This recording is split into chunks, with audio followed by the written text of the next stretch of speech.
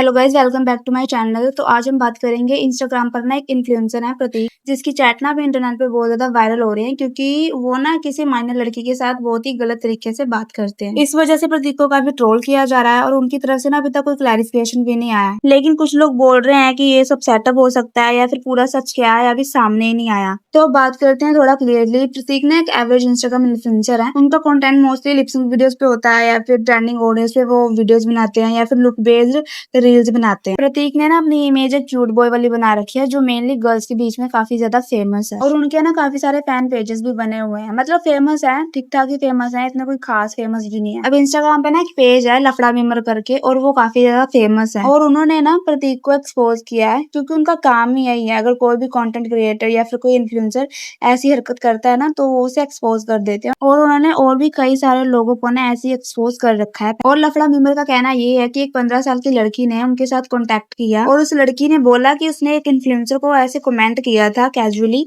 और उस कमेंट के बाद ना उस इन्फ्लुएंसर ने उसको डीएम किया और वैनिश मोड पे ना कुछ उसके साथ क्रीपी बातें करने लगा।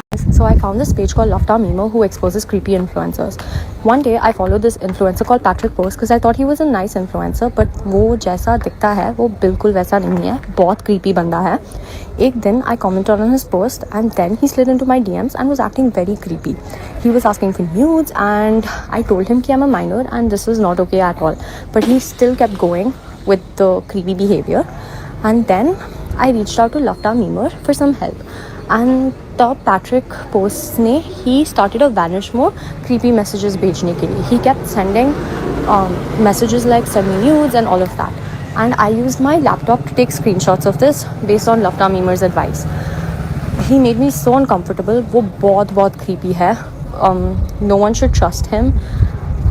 And then हाँ, तो उसको एक्सपोज करना बहुत ज़रूरत है. अब वैनिश मोड का लॉजिक ये है कि मैसेज इसमें ऑटोमेटिकली डिलीट हो जाते हैं और अगर आप स्क्रीनशॉट लोगे ना तो सामने वाले को पता चल जाता है. इसी वजह से लड़की ने चैट का स्क्रीनशॉट ना लैपटॉप से ले लिया और इसी वजह से ना इमेजेस ब्लर भी हैं और इसलिए ना प्रतीक के सपोर्टर्स का कहना है कि ये सब कुछ फेक है और चैट भी फेक है क्योंकि ना जब हम किसी को मैसेज करते हैं तो ब्लू टिक नजर आता है तो उसमें ब्लू टिक नजर नहीं आ रहा और चैट में भी ना कहीं पे मेंशन नहीं है कि वो 15 साल की थी. लेकिन अगर उसने बताया भी प्रतीक को कि वो 15 साल की थी तो प्रतीक को उसी टाइम बैक ऑफ करना चाहिए था. और अगर आप चैट देखोगे ना तो दोनों इंटरेस्टेड लग रहे हो लेकिन लड़की का कहना है कि वो क्रीपी वे में बातें कर रहे थे और उन्होंने ना मेरे से नट्स भी मांगे. और अभी तक प्रतीक ने ना इस पूरे मैटर पर कोई स्टेटमेंट नहीं दिया जो लोगों को और ज्यादा कंफ्यूज कर रही है. इसकी दो पॉसिबिलिटीज हो सकती है. पहला तो ये हो सकता है कि जो चैट्स वायरल हो रहे हैं वो सच है और प्रतीक ने एक्सपोज हो चुके हैं और दूसरा ये कि जो चैट्स है वो रियल है बट जो एज थी ना वो क्लियर नहीं थी और अब ना प्रतीक कुछ भी कहना नहीं चाहते क्योंकि जो उनकी इमेज बनी हुई थी ना वो ऑलरेडी खराब हो चुकी है. देखा जाए तो प्रतीक ना उन क्रिएटर्स में से आते हैं जो मोस्टली अपने लुक्स और बेसिक कंटेंट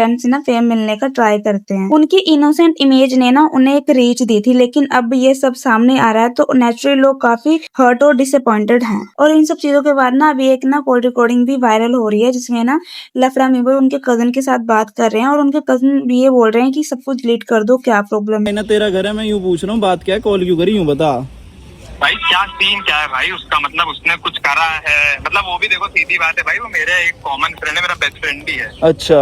उसका वो दोस्त है, ठीक है. हाँ. भाई तुमने सीधी बात कहूंगा, बहुत चोदू लौंडा भी है वो. मुझे पता है, देख तुझे भी पता है कि उसने ये सब कर रखा है और मुझे भी पता है उसने ये सब कर रखा है नहीं कर रखा है, सच बता दे अब. बिल्कुल कर रखा. हाँ उसने, ठीक है. अब एक बात बताओ तुम जब उसको पता था वो बच्ची 15 साल की है तो उससे क्यों घुसा उसके डीएम में जाके? भाई वो बिल्कुल बात सही है लेकिन भाई तुमने भी तो उसको इंस्टाग्राम पे डाल के ठीक करा. भाई मेरा तो काम यही है ना, मैं तो भाई खुला लीगल लड़ता हूँ. मैं तो, मेरे तो लॉयर्स बैठे हैं, मेरा तो काम ही यही है. मेरा तो भाई मेरा तो मोनेटाइजेशन यही है. जो मेरी एजेंसी मेरे को पैसा क्यों देती है? क्योंकि मैं कंटेंट डालता हूँ और वो मेरे से ब्रांड्स आते हैं. मैं तुमसे थोड़ी पैसा कमा रहा हूँ, मेरा तो काम ही यही है.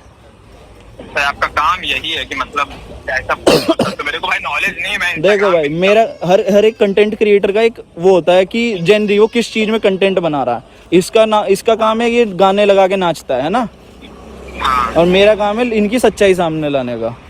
हाँ भाई. हाँ, मेरा काम ये है बस. अब इस बात को खत्म कर लो यार, आपस में बात भाई बात क्या, मैंने सुन जब ने चीजें अपलोड नहीं हुई थी आज से 3 हफ्ते पहले, मैंने इस बंदे को एक चीज बोली थी अगर तू सही है तू मेरे से आके 1-on-1 बात कर। इसने मेरे को इग्नोर किया भाई, मैं भी एक तरफ तक ही ट्राई कर सकता हूँ इसकी साइड सुनने का, फिर मेरे को प्रूफ मिल गया, मैंने पेल दिया, सिंपल सी बात है। गलती इसने खुद करी है। गलती करी तुम्हारा मतलब भाई देखो सीधी बात, तुम्हारा कोई पर्सनल ग्रज हो अगर तो अलग भाई बात है। पर्सनल ग्रज मेरा क्यों होगा, मैं तो इस बंदे को जानता भी नहीं। चलो देखता हूँ भाई। हाँ। बाकी एक काम करो भाई, तुम मेरा नंबर नोट कर लो। मेरा नोटेड है भाई। मेरा ऑफ हो गया है। हाँ? हाँ जी भाई, और एक और चीज़ बता दो, इसने जो 25,000 रुपये लेंगे वो ये देगा या इसका दोस्त देगा? मुझे वो 25,000 रुपये उस बंदी को दिलवाने हैं, सिंपल सी बात है। वो 15 साल की लड़की से 25,000 नहीं रुपए नहीं लिए। नहीं नहीं, इन्होंने क्या किया था, एक और लड़की है जिसने मेरे से कांटेक्ट किया था, इन्होंने एक होटल में पार्टी रखी थी। तो इन लोगों ने क्या, ये पिछले साल मार्च की बात है।